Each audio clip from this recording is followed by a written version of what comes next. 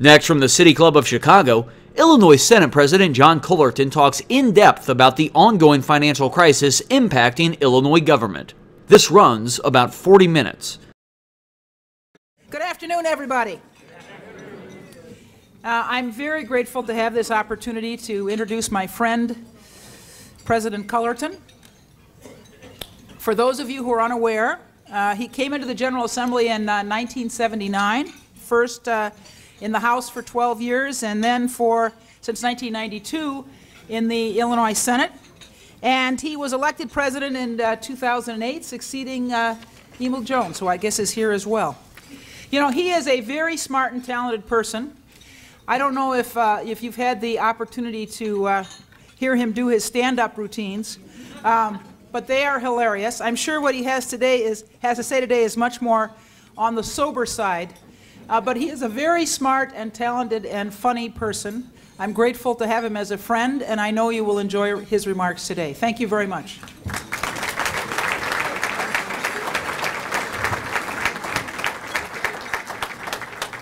Thank you very much, Tony. I know you guys have heard this before. You've heard this introduction before. Some of you have anyway. And you'll have to listen to it again because I'm one of the most, well, I'm uniquely positioned to make this introduction. So I'm the President of the Illinois Senate, but I want you to meet the Speaker of my House, Pam Cullerton, who's right here. So I am also very honored that my colleagues from the Senate have come here today. You know, we are in a very good position in the Illinois Senate. First of all, we have the largest Senate caucus, Republican or Democrat, in America, 40 members. And the 40 Democrats in the Illinois Senate is the most that we've ever had in the history of Illinois. So we're very proud of that efforts we had. And I'm glad you're here, and I'm glad you're going to watch this because this is about you. Because we're going to try to do a presentation here that will hopefully help us get some solutions to some of our problems. I also have to tell you that Jay's really boosted my ego by telling me that this is sold out and that he had a waiting list of 350 people. And I'll tell you why it's a boost for my ego. Because a year ago I gave this presentation, and then 2 weeks after the presentation, the Chicago Magazine came out with the list of the most powerful Chicagoans, the top 100, and the governor and I didn't make the list, okay? So it didn't bother me as much as my wife. My wife is a big fan of mine, and she said, well, you should really be on there, you know, you're the president of the Senate. And it wasn't, so I looked at the list, and there's some here that I have no problem, you know, in this room, losing to you, but there were actually 7 chefs that were on there. And I was thinking, God, you know, instead of going into politics, getting to be the president of the Illinois Senate, I should have opened a restaurant or something. So maybe this year, you know, if they're doing it again, if anybody knows it, maybe somebody's here from Chicago Magazine, you know. I know Jean-Claude Brizard ain't going to be on the list this year, so maybe there's some openings. Okay. But the fact that I didn't make the list, by the way, is that people in Chicago, by and large, don't pay a lot of attention to state government and state finances. So the reason why I love coming here is because I want to show you my PowerPoints. I don't think my height is blocking the view of anybody from the screen. And the pie charts and the graphs are all as a result of my wife telling me this is what people want to see. And so I came here in 2011, and I think we talked about the budget. Right? In 2012, last year we talked about pensions, and this year I'd like to talk about both. And I'm going to have a lot of slides, and I'm going to go through it as quickly as I can. The fastest speaker I've ever seen at City Club was Chris Kennedy when he gave his presentation. I'm going to try to do it just as fast as Chris Kennedy, okay? So we're going to talk about how the state budget works, where we spend our money, where we get it from, what we've done this past year to tackle our budget problems, and how we can really solve this pension crisis, in my opinion. So the first thing I want to talk about is the state budget. When we talk about it, we usually talk about the general revenue fund, which is the one here on the right. But there's other parts of the state budget that we should just be aware of, the other slices of the pie. The total is $66 billion. So about 8.2% of that is federal money. That pays for some state agencies that are totally funded by the federal government, the EPA, the Department of Employment Security. And then, of course, we have these other state funds. It's an enormous amount of money, $24 billion. They come from fees and fines that people pay, and they fund various parts of government. But we haven't really focused on those. In fact, other states don't do it like this. They have them all kind of collapsed into one big fund. So that's something which we're really going to hopefully reform, because the budget transparency is diminished by having these things kind of hidden in these other funds.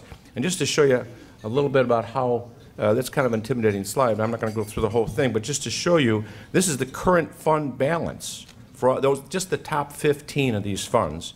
And there's a huge amount of money here. Again, we don't really scrutinize them as the way we want. Just to give you an idea, there's a state and local sales tax reform fund. It gets its revenues from sales and use tax receipts. It builds up a surplus. It eventually obviously gets spent, but to manage our budget problems, it would probably be a good idea to look at these other state funds. If you ever hear about the term sweeping funds or borrowing from these other state funds, this is the category that we look to.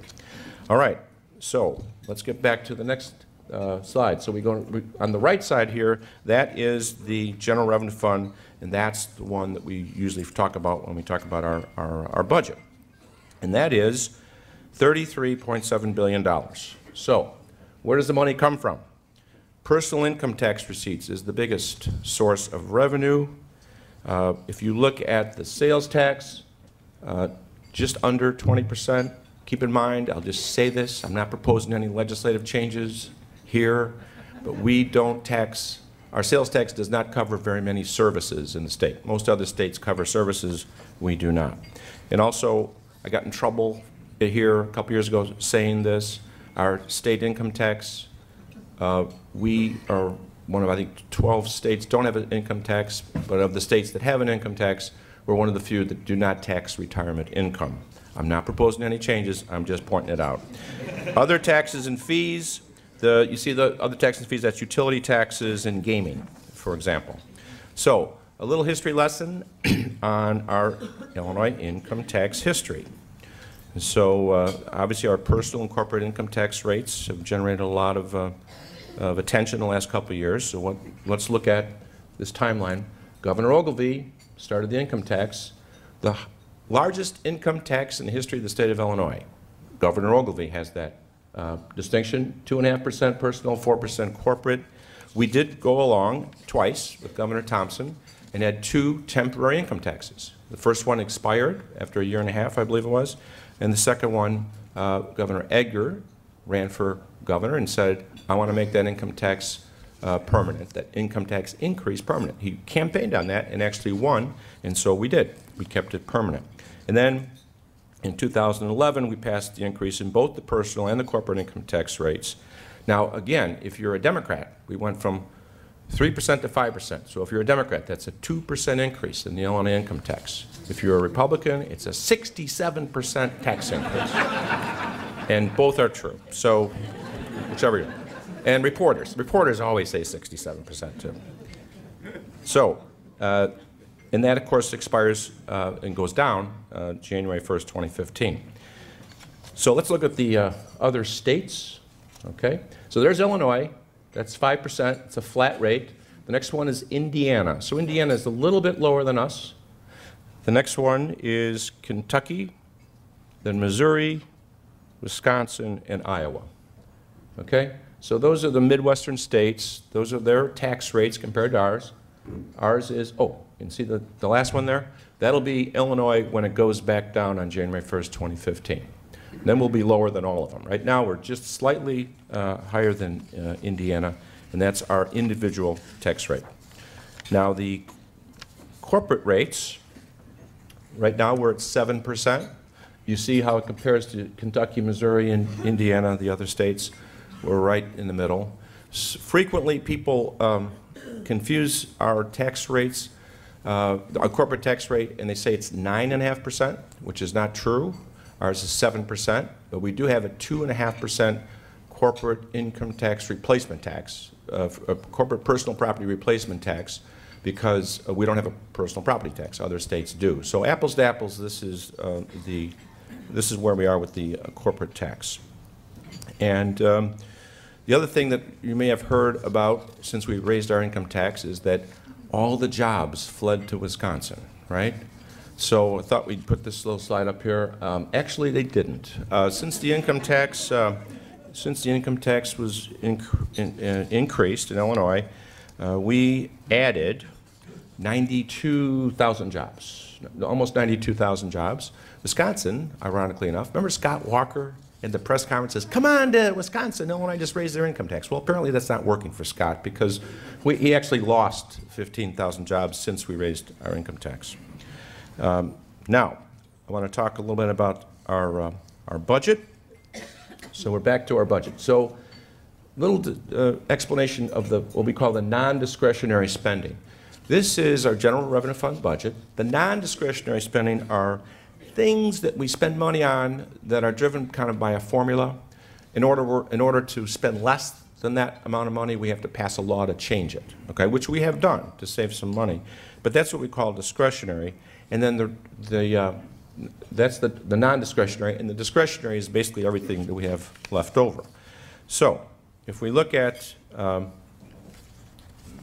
next slide, I'm going to just go through. This is kind of important. This is where we spend money in our general revenue fund. So we start with Medicaid. That's the federal, state, 50% each for our health care costs. There's like 3 million folks in Illinois eligible for Medicaid. The next one is pensions, and we're obviously going to come back and talk about pensions. The whole purpose of this whole show today is to show you how we're crowding out our pension costs are crowding out our budget. So that's 15.2%, but then we borrowed to pay for pensions a few years ago, and when you put two together, it's actually close to 20% is the cost of pensions. Debt service on our capital bonds is relatively low. Statutory transfers out, that's the money that we give to local governments in the RTA. So we do have some revenue sharing. The entire operation of state government, 3.5% plus the prisons, 4.8%. The total is less than $4 billion. The entire operation of state budget, of state government. So when people say, why don't you just cut the waste? Well, state government only is like 12% of the total problem. The human service budget, when you think of human services, these are the people we contract with to provide basic services for disabled or seniors or children. Think Sister Rosemary Misericordia, that's the human service budget. Preschool through high school, that's the general state aid budget. It's actually been declining. We'll show you some statistics in a few minutes, but that's how we fund our schools. In higher education, I'm sorry to say, with Chris Kennedy being here, has been shrinking as a result of this increase in the cost of the pensions. So we have, however, taken some really tough measures to cut back on some of our spending. So this last year, just look at what we had to do. We had the couple things to point out here. It's over here. The pension cost increase from the previous year to this year, almost $1 billion. Okay. Medicaid cost from one year to the other, we kept it at zero because we made some major cuts to the Medicaid program, which I'll explain in a second. Also, we put aside $1 billion to pay old bills. So those were some of the tough choices that we had last year. Now, I mentioned this Medicaid bill. This is called the SMART Act. And basically, we passed this, which had the effect of really having a value of $2.4 billion. We made changes to the program to reduce eligibility, not an easy thing to do. We strengthened the state's ability to fight fraud and abuse, and we cut rates for anywhere from 2.7 to 3.5% for some of our providers. And the next slide shows that we also increased some revenues. The one that, quite frankly, I'm actually proud about passing is an increase in the cigarette tax. Okay, by $1, it not only does it bring in $350 million, but it has the other effect of having 59,000, a little over 59,000 Illinoisans stop smoking because of the increase, and 77,000 kids don't start. So coupled with the hospital assessment and the federal matching that you get, the whole package saved us $2.4 billion. And we're going to revisit it, of course, at the end of the calendar year or fiscal year to see if we need to have any more revisions to it. Now, the discretionary side, that's the stuff that's left over after you finish with the non-discretionary. These spendings cuts came about because we didn't have enough money. So this is, again, the cost shift, I'm sorry, the squeezing out of the rest of the budget by the pension is what's happening. So you look at these totals, these are amazing. So we had to cut human services by $200 million. That's the Sister Rosemary part. We have education, over $320 million between higher ed and elementary and secondary had to be cut, in part because we had an extra $1 billion that we had to pay for in our pensions. So this past year, we had a tough budget year, but we accomplished a lot of things. We have a balanced budget. We did start to pay down some of our old bills. We made the pension payment rather than skipping the pension payment like some governors have done and claim that they're being fiscally sound. We actually borrowed to pay for our pensions a number of years ago at really low interest rates, and now it was a smart thing to do because obviously the stock market is close to 14,000. It's more than doubled since we borrowed that money. This year we didn't borrow, we made that pension payment. We had to cut this discretionary spending and hold Medicaid flat, which, as I indicated, we did. We accomplished it. But the preschool through higher ed has been cut. Now, this is an example of what's happened for education funding. I'm just reiterating the point. We'd always had an increase. That was one of Emil Jones's primary focus when he was the president of the Senate. But because of this pension problem, for the last, I think, 5 years now, we've had to cut education, preschool through higher ed, every year. And so it's really been very tough on education. Now, some people say, I thought the lottery was supposed to take care of education. We always get that at a town meeting, so I have to put this in. This is just for fun. Total amount of money we spend on education, you throw everything together, property taxes and everything, what is it, $36 billion? The lottery is $600 million. Okay, if we didn't have the lottery, we'd be $600 million short. I appreciate the lottery. It does bring in that money, but it doesn't solve the whole problem because this is where we have to get the rest of the money from. Now, education versus pensions. So you see on the bottom is the pension cost. Just back in fiscal year 06, we spent $800 million, right? This year, $5.1 billion. Education, you see it's going up, and then it comes down. Pretty soon, if you count the debt on that borrowing for the pension funds, those lines have already crossed. And so this is why we are so focused on pensions. Well, maybe it'll get better next year, right? What's next year's pension cost supposed to be? It's already been certified. Now it's another $1 billion, a little over $1 billion. Last year was a little under, this year an extra $1 billion.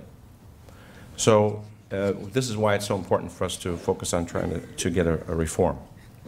Now, people have said Springfield is dysfunctional, you haven't done anything on pensions. Actually, that's not true.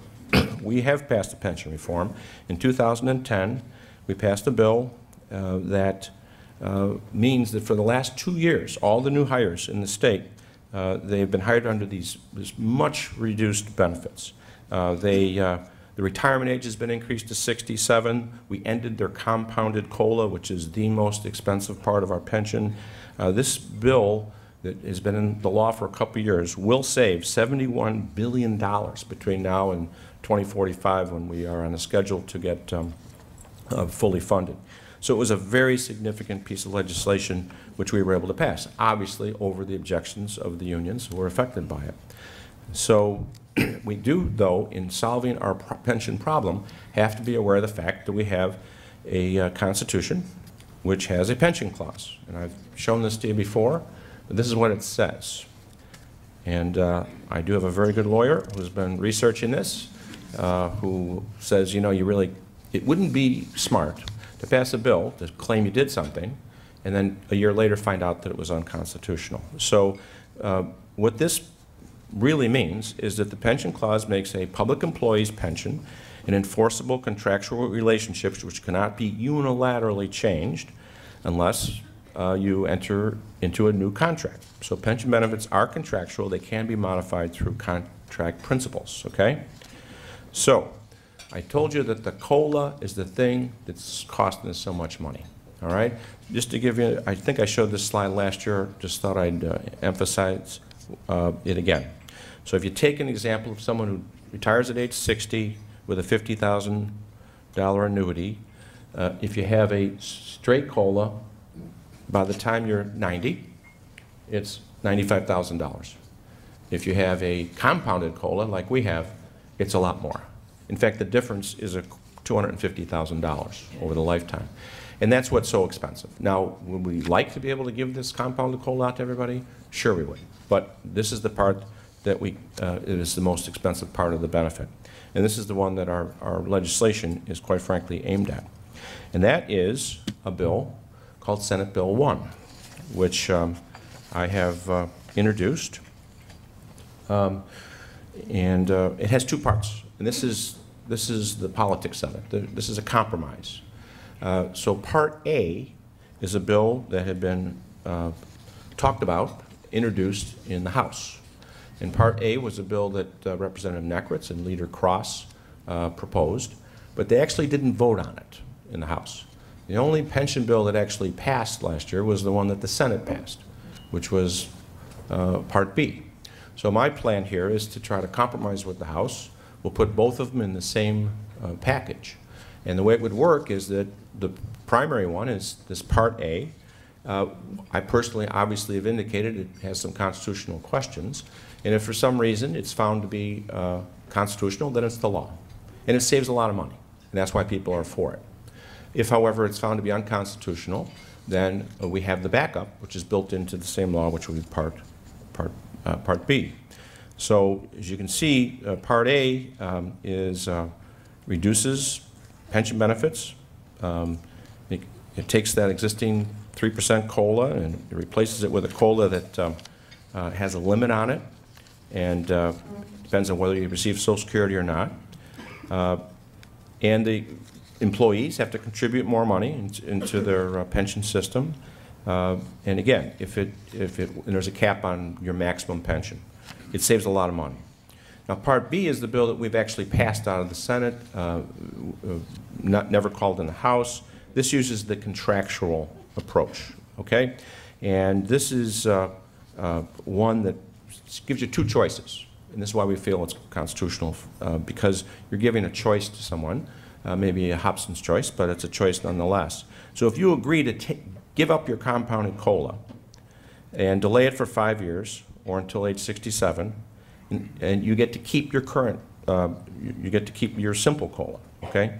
So you accept a simple COLA, you give up your compounded COLA, and then you'll have health care, guaranteed access to health care, and all your salary increases, if you're an active person, all your salary increases will be part of your final package. But if, however, you say, no, I don't want to do that, I want to keep my compounded COLA, then you're going to lose your access to your state retiree health care, and all your pay raises for the rest of your life are not going to be part of the pension. So we're not sure how many people are going to take this deal, not take the deal. It depends on whether you're a retiree or a 30-year-old school teacher. But in doing so, the state will save a lot of money, okay? And we will stabilize our future cost of this pension going forward. And this is a generational bill. This is a bill that's we're one vote away from changing the whole dynamic. Our state has been downgraded in terms of how we're rated. This whole thing can change with this one bill. We are estimated to have to pay in about $309 billion in the next 30 years. This bill, Part B, will save as much as $86 billion of that and reduce our unfunded liabilities by $17 million immediately.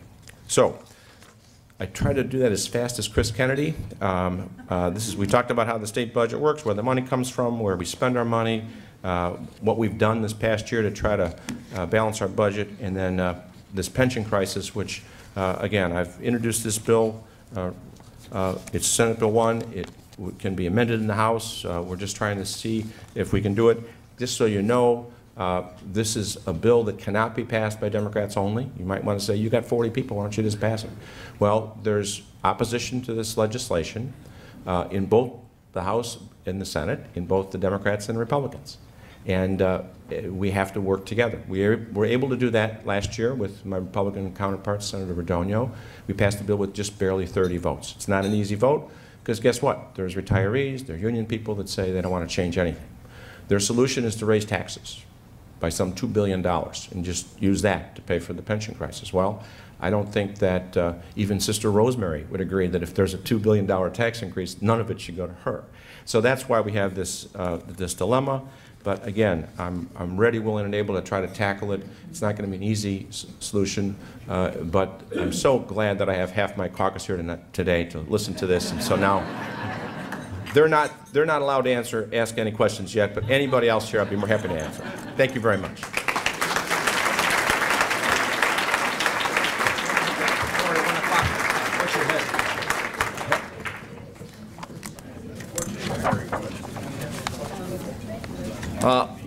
Raise your hand if you have a question. City Club E will be right there. City Club J, right off the bat. Joyce Saxon. Lawrence Spivak of City Club. Do your Glad to see I got a couple of people there playing the game, but that's about it. Do your Medicaid figures include the new people enrolled? Oh, you're probably talking about the Medicaid expansion? Yeah, that's a piece of legislation that I've been lobbied on today by Tony Preckwinkle and others. That's a new bill as a result of the Affordable Care Act, and we will be taking that up very quickly when we come back into Springfield. So the question is, are we going to pass a bill to expand Medicaid consistent with the federal law? I'm supportive of that. I believe we will do that this year. Okay.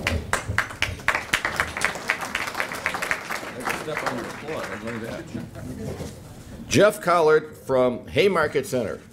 Jeff, normally because of the legend of Tom Roser, will read this entire question. Very long. We have learned that the Cook County Medicaid waiver will not cover residential substance abuse treatment, making the Department of Human Services budget extremely important this year. Will the Senate work to preserve the DHS budget? Yes or no? Yeah. Sounds like it's tied to the pension reform bill, doesn't it? That's the point of the whole speech here. We have pressures. You saw what we had to cut. We have to cut things because we're spending all this money off the top to pay for pensions. I would say in general, the Medicaid cuts that we passed, there were some 64 different areas that we passed.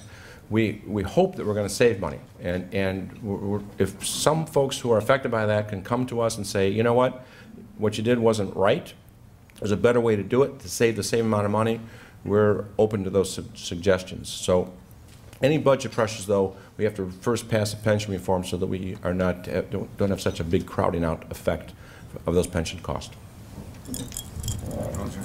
We got two questions here. I'll give you the kudos one first. Warm you up a little bit.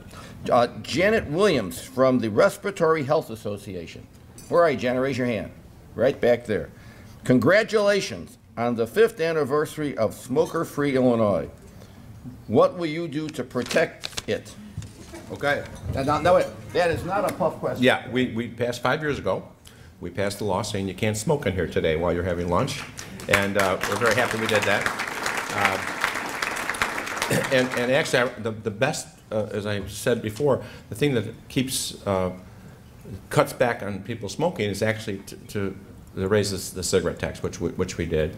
And there's been efforts by some in the gaming legislation that's being proposed to have waivers for smoking. That's not going to happen. So that's what we're going to do to make sure that we don't change that law. Thank you, Jennifer.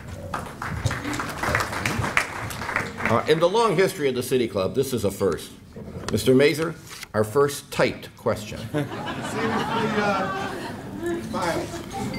This is legendary. Obviously, what you said had no impact. Here we go. This is. I didn't answer the question, apparently. This is, I don't think it made a difference. Marcia Jimenez from Swedish Covenant Hospital. Where are you, Marcia? Back there. I'll just read parts of it. According to the National Alliance on Mental Illness, between 2009 and 2012, Illinois slashed funding for mental health programs by more than 30%. 30%. Before those cuts, Illinois per capita spending on mental health was about $85, while the national average was $123. You get the gist of this question. Would you support restoring mental and behavioral health care services in Illinois? And if so, given the current budget crisis, how would you recommend it be paid for? Wow. The reason why I come here and show you the pie chart is because the things have to add up. Individually, you might all have your issues, all of which are important, but at the end, they have to add up. And what we've been doing in the area of Medicaid is that because it's driven by a formula, we've been appropriating a certain amount of money, but the actual costs have been greater than that. So we're like $9 billion in debt. We owe people money because we've had a structural deficit. So the way we do it is as I showed you, we go after Medicaid eligibility, try to be more efficient, we lower the cost. With regard to pensions, we have to go follow the Constitution, pass some pretty convoluted legislation, but stop the dramatic increase in money going out the door to pay for pensions. Once we do that, over the next, it's a long-term process, we will have more money to deal with our budget. Keep in mind also, and I would just say to you, next year when people start running for governor, keep in mind what our tax rates are, and it's going back down on January 1st, 2015. The difference between what we get now and that lower number is about $5 billion. So if you want to go back up to that pie chart and show me where you want us to cut $5 billion, questions so far have been spending more, then have at it. When folks run for governor, cross-examine them and ask them what their plan is for the taxes and how they expect to have a balanced budget and still provide the needs that are so important for all of us. I hope that answers your question. Thanks. We will assume, John, that you're not running for governor. I'm just making that as a... You're correct. Thank you. Sharon Alter, raise your hand. Back there, former Harper Community College professor. This is about sirs, here we go.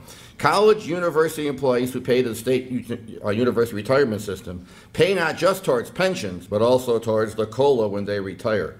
She goes on that the basic question is, how is what you're proposing constitutional when the COLA is going to be involved? Yeah. You're given a choice, if you're a retiree or an employee for the state university system, to keep your compounded COLA, but you do not have a constitutional right to your health care. That's something which we provide. And so you have a choice between, if you're retired, keeping your compounded COLA or keeping your health care. If you choose to keep your health care, you still get a simple COLA. And I should point out that one of the problems we have in Illinois, one of the reasons why our pension system is so underfunded is because over the years the state has not put as much money in as we should have.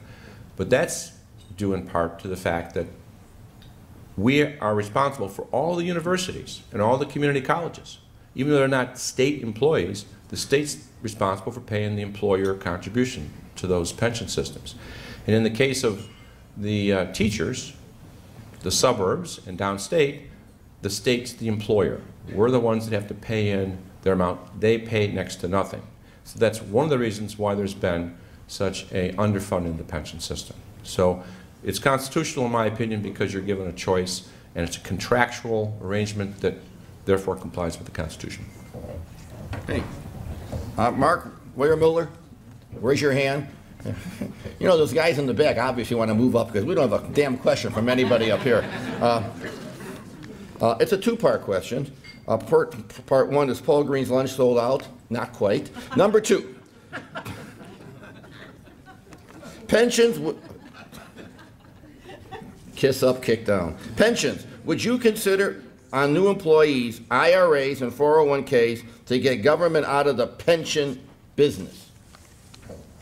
Well, just keep in mind when you go from a defined benefit to a defined contribution, then all the new people that you hire, they stop paying into the pension system. And so, but we still have this constitutional obligation to continue to pay the pensions for the folks that have already been hired. So actually, to do that, might have a long-term, there might be some benefit to it, but short-term, it's an incredible cost to the state. And of course, we don't have the money to pay for that extra cost.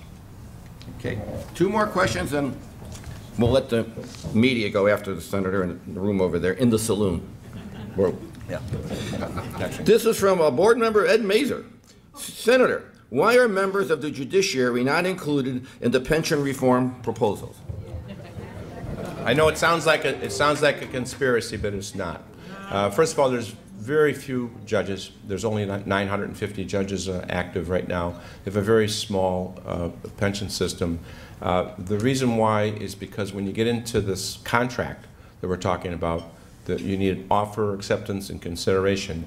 There's a specific provisions in the Constitution that provide for judges, and judges' salaries cannot be diminished in any way. We had a lawsuit over that with our previous governor. And so as a result, we feel it's not because we don't want them to be included in the benefits.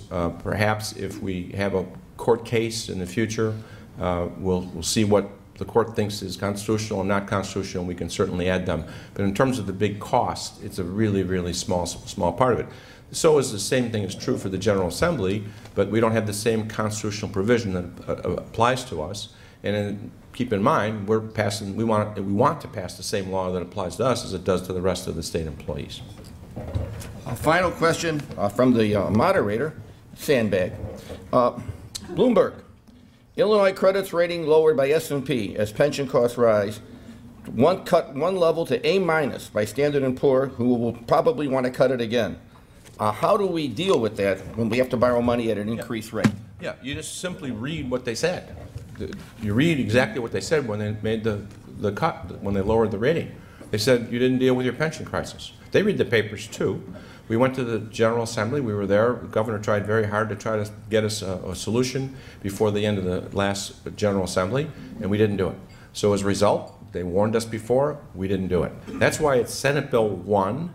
I'm ready, as soon as I can get the votes in the Senate, to pass it as soon as possible, working with my Republican colleague, and hopefully we'll have it over to the House, and hope that the House can pass it as well. Once that's signed, our ratings will go back up. Thank you very much for inviting me.